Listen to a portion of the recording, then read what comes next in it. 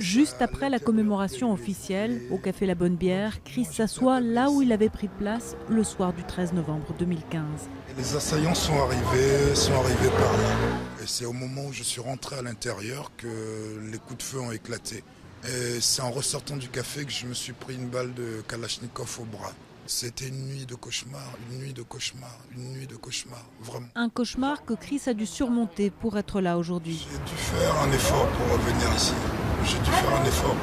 C'était pas évident, mais il fallait que je vienne pour conjurer le sort. Près de cette plaque en mémoire des victimes, les familles se recueillent. Cet homme a perdu sa fille dans les attentats. La sidération est passée, la prise de conscience est passée aussi. Maintenant, on gère l'absence et plus le temps passe, plus l'absence est pénible.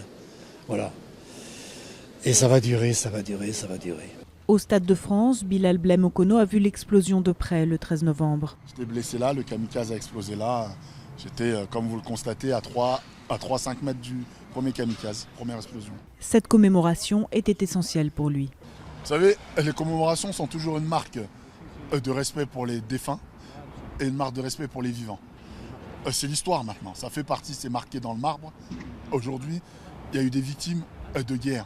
Et pour moi, les commémorations sont aussi la continuité de montrer à la nation entière, à la nation française, qu'on n'est pas seul victime.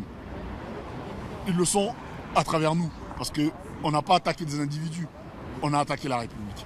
Anne Guyomard, née Cornet, et Pierre-Yves Guyomard. Au Bataclan, les morts de la fusillade sont nommés un à un, des noms pour lesquels des centaines de personnes sont venues se recueillir.